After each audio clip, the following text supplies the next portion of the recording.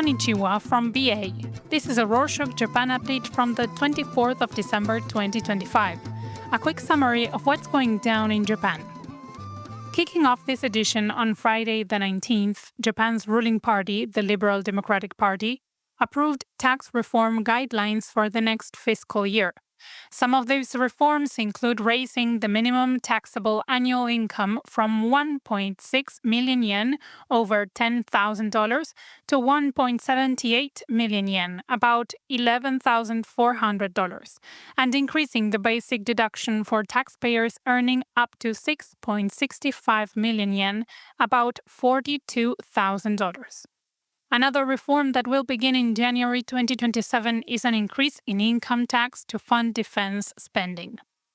In an update to a story from a show from earlier this year, Mie Prefecture in western Japan is thinking of no longer hiring foreign nationals for prefectural government jobs from fiscal 2026. The prefecture will likely survey about 10,000 residents before deciding.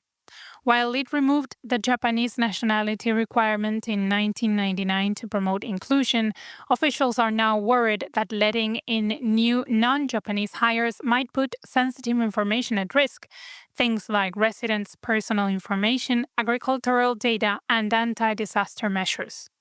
Only 9 foreign nationals have been hired since 2005, mainly as medical specialists. 11 other prefectures still allow foreign nationals to apply for local government positions. On that note about foreigners in Japan, the central government is planning to put a cap on the maximum number of foreign workers it will accept in the first 2 years of a new training and employment program. The program will start in fiscal 2027 with a cap of 426,000 foreign workers and will replace the current technical intern system, which a lot of people have criticized. The government says it's trying to make sure that workers aren't stuck in short-term positions forever and can get access to longer-term employment more easily. Combined with the Type 1 specified skilled worker visa, the total number of foreign workers in Japan will likely be over 1 million by 2028. Up next, the Education Ministry reported on Monday the 22nd that 7,000 public school teachers were on leave for mental disorders in fiscal 2024, almost 1% of all teachers, only slightly below the previous year's record high. Mental illness accounted for over 3/4 of sick leave cases, with many affected teachers having worked at their current school for less than 2 years. Most taking leave for mental issues were in their 30s. Some of the main problems that created stress for these teachers were issues with teaching students, workplace relationships, and too much paperwork. Newly hired teachers quitting within a year also hit a record high. In imperial news, Emperor Emeritus Akihito turned 92 on Tuesday the 23rd. The Imperial Household Agency said his health is stable despite a heart diagnosis in May. Over the past year, he and Empress Michiko reflected on the 80th anniversary of World War II, offering prayers for the war dead and making official visits and broadcasts. Even though the emperor is mainly a figurehead, he's very popular among the public, with many online offering him congratulations on reaching 92. Speaking of World War II, Japanese anti-nuclear and atomic bomb survivors groups protested after a national security official said Japan should have nuclear weapons. The Japan NGO Network for Nuclear Weapons Abolition Group visited the Foreign Ministry on Tuesday the 23rd and told officials that they should stick to Japan's 3 non-nuclear principles. The group also said that the government should quickly sign the Treaty on the Prohibition of Nuclear Weapons, a legally binding international agreement not to have and eventually get rid of nuclear weapons. Officials did not comment on the treaty but said that Japan would stick to its 3 non-nuclear principles. Representatives of one anti-nuclear group said that Prime Minister Sanae Takaichi herself should also clearly reaffirm Japan's non-nuclear stance. Next summer, the Transport Ministry said it will start using a new bidding system that will favor construction companies with science and technology-based heatwave countermeasures for public works projects. Measures can include remote machinery operation, shortened summer work periods, and heat stroke risk monitoring. Contractors will also be allowed more flexible schedules, such as suspending work during peak heat or shifting hours. After trying out the system for some projects next year, the ministry hopes that it can implement it fully from 2027 for even more civil engineering projects, excluding emergency work. While construction might be doing fine, the Japan Aerospace Exploration Agency, or JAXA, is in trouble. On Monday the 22nd, its 8th H-3 rocket failed to deliver a satellite into orbit. The JAXA president apologized at a press conference, saying that the agency won't be able to launch any more satellites or probes until they figure out why the H-3 rockets keep failing. Currently, JAXA thinks the problem might be second-stage engine or control systems problems, but they are still investigating. With the Epsilon S rocket also delayed, Japan doesn't really have any main rockets it can use, which means the country's space program is going to be on a bumpy ride until it can get straightened out.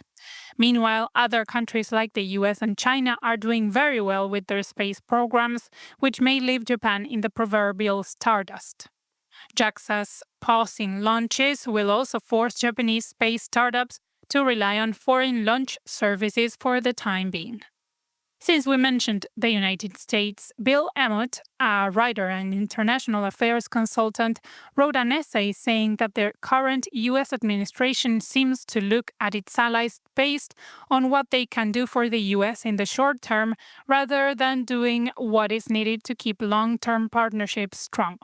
For example, even though Trump said the US would support Japan if China threatened Taiwan, it was mostly just a single statement and not much else, since China has continued to demand that Japan roll back its remarks about Taiwan, which we covered in previous shows, and the US hasn't made any other moves. Emmott said that it makes it seem like the US might not act if China were to ramp up its actions against Japan even more. Read the full essay on the Mainichi newspaper website with the link in the show notes. In tech news, Japan is introducing an AI-powered surveillance system called Bee Alert to prevent bear encounters. The system does this using heat-sensing cameras and cloud-based AI to filter video footage for bears near residential areas and then sends email alerts to officials. This way, it can get warnings to locals faster than ever. Hokuriku Electric Power and Hokutsu created Bee Alert, and many places across the country are using it now that bear sightings have gone up so much.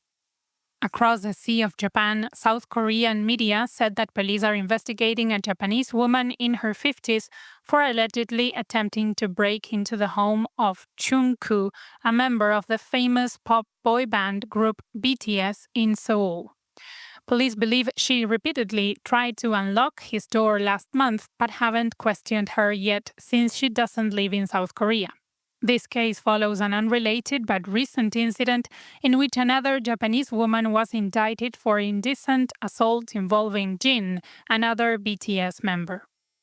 And to close this edition, the Osaka Light Festival is putting on a beautiful illumination display from sunset until after midnight.